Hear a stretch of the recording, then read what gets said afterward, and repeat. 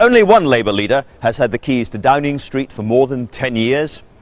Tony Blair enjoyed huge electoral success, but he left having divided the country, a controversial figure. Now he says he made mistakes. But what and why?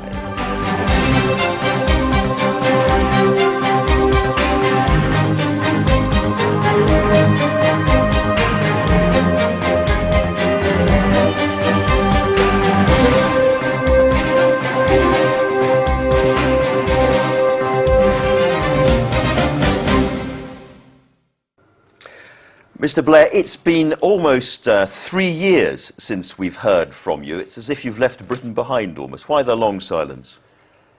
It's difficult when you stop being Prime Minister. You don't want to come in and then be a backseat driver for your successor. So I wanted to let Gordon get on with the job. And also I've been very busy, particularly with the Middle East peace process, but with other things too. So that's why. Yeah. Well, we've got an awful lot to talk about, obviously. We're going to be discussing all the controversial stuff, including the Iraq War, later on. But we're just going to start with domestic policy and the story in Britain.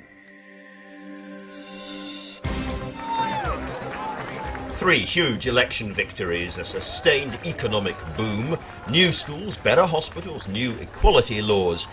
But Tony Blair was thwarted at every turn, he now says, by colleagues at the very heart of government with reservations about his commitment to change. Gordon's people were more or less perpetually dissing me, he says of the period after the 3rd election victory, and it would now be, he concedes, a continual fight with Gordon. Regrets? Much to talk about overseas, but on the home front too, the fox hunting ban, his freedom of information legislation. But while Tony Blair's thirst for change and commitment to New Labour hardened, he was increasingly parting company with many in the movement that had thrust him to power. Mr. Blair, let's start with one of those people you were perhaps leaving behind, a man you may be familiar with. Do you think Gordon Brown could ever have won a 4th election victory? Yeah. For sure. What I explained in the book is that the relationship with Gordon was very, very difficult. It was also very close. And even though towards the end, I think, frankly, it was hard going on, impossible, for a large part of the time we were in government, he was an immense source of strength. His contribution to the successes of the Labour government, all the investment you talked about, was clear. And you think he could have won a 4th election victory, nothing to do with personality and not being a good communicator or being grumpy? You felt he had the wrong policies by the time he went to the country? I always took the view that if we departed a millimetre from New Labour, we were going to be in trouble. And I actually think, although Gordon, obviously in some ways his personality is less attuned to kind of 21st century politics and campaigning, on the other hand, I think you can exaggerate all this. I actually think as a political leader today, if the public thinks your heart's in the right place and you're committed and determined, and he was all of those things, then I think he could have won. So what went wrong? I think what went wrong was we departed from the New Labour programme. In my view, what we needed to do in 2007 was we needed to renew New Labour with vigour, take it to the next stage, be the party that reformed welfare, public services, carried on deepening those reforms. I think we somewhat backed away on them, and that was the reason, frankly. Let's go back to the beginning of the relationship with Gordon Brown. I mean, you described it was like lovers. You said it was as intense and close as that. Yeah, I mean, let me sort of qualify that. I mean, it was a really close political friendship. And one of the reasons why, because people often say to me, look, by the end you must have, really disliked him and so on. All the way through, there was a residual respect, I think, on both our parts. Sometimes that wasn't always felt by the teams around us because they, inevitably get angry. But Gordon is somebody of enormous talent, ability, commitment, and in the end, his contribution was enormous. I mean, he was a huge, solid figure for the government. And yet, after the first very intense friendship between yourselves, where you were trying to forge what would be New Labour, a sense of destiny almost came across you, I think, about the fact that it was going to be you who would lead the Labour Party. You felt that neither Neil Kinnock nor John Smith would lead the Labour Party to victory. And you recount an extraordinary moment, I think, in Paris, when John Smith is still leader of the Labour Party. Yes, it was just one of these strange things. I mean, it was about a month before John died, and I remember just waking up that morning with a sort of strange certainty. I mean, it's not a premonition or anything weird like that, but I mean, just a sense that I thought I was, yes. That you thought he was going to die? It was going to fall to me, yes. And so we come to the famous negotiation between yourself and Gordon Brown about who is going to stand for the Labour leadership. Everyone has described this as the Granita deal after the Islington restaurant. It wasn't the Granita deal, was it? No, but I mean, it's, you know... It happened everywhere but Granita. Yeah. So what was the nature of the agreement between you? Well, it was more really an understanding. One of us could go forward. In the end, I think we both felt probably I had the better claim, that I could reach parts of particularly Middle England that possibly Gordon couldn't. And, you know, I always anticipated that Gordon would be my successor. And so the conversation, in a sense, was on that basis. But was it explicit?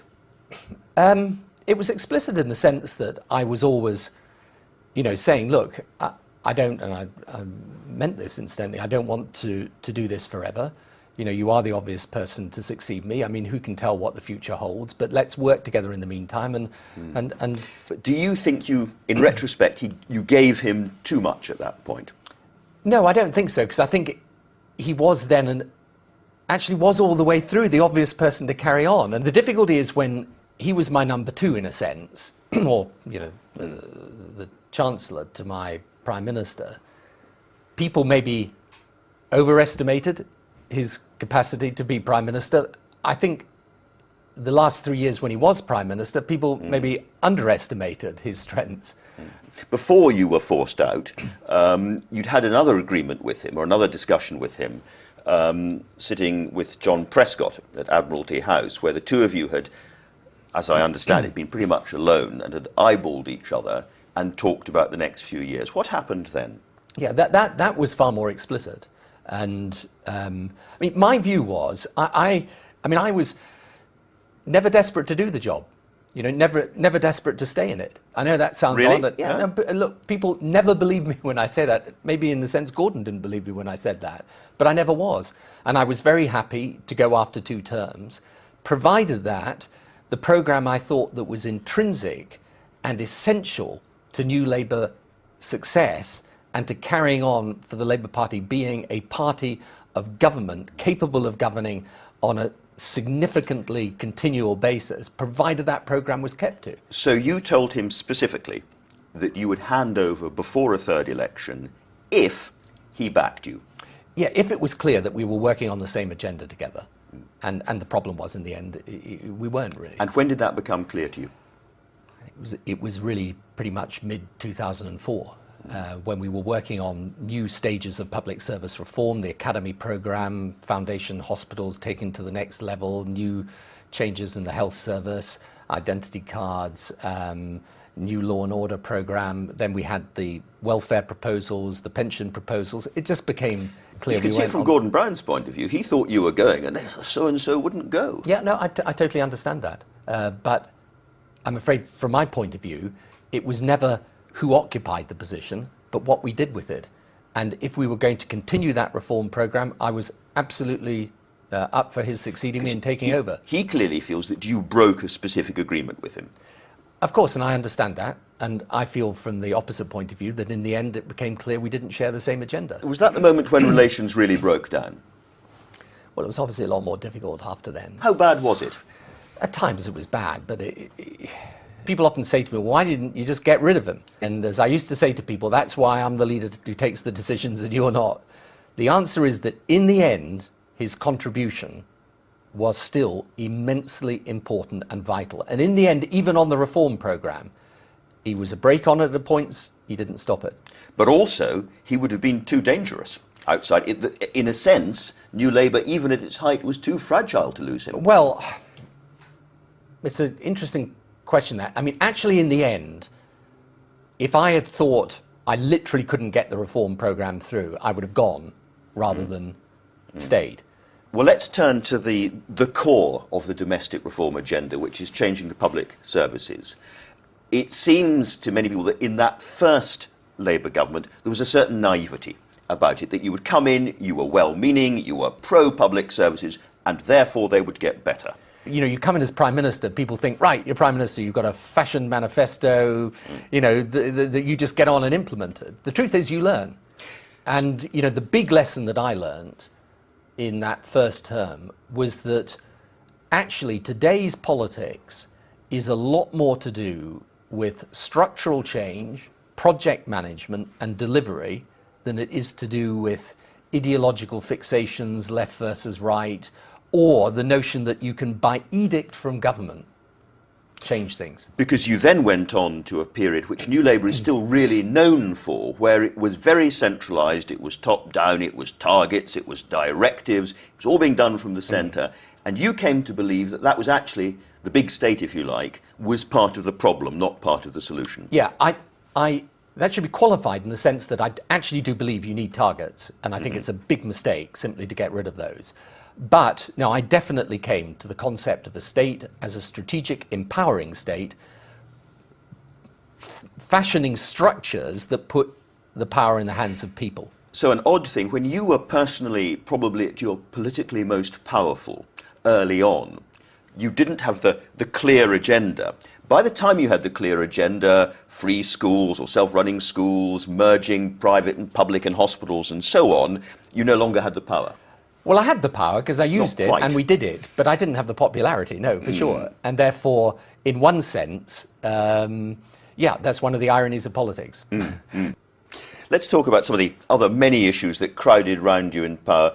I spent an awful lot of my time, I recall as political editor, standing outside the place behind us talking about the fox hunting ban, which you were ramming through. Well, I was hardly ramming it through, I think. That would be... Well, the government was. Well, government was pushing it quite hard. The PLP were very much in favour. Look, in the end, I mean, I'm not particularly in favour of fox hunting myself, but in the end I came to the conclusion that it was a mistake to have gone down this path. But a lot of people at the time felt you didn't quite get the countryside, the nature of country life, the nature of fox hunting, the way these communities work, you didn't understand as Prime Minister. Yeah, and I think there is some truth in that, actually, and I reproach myself for that in a way.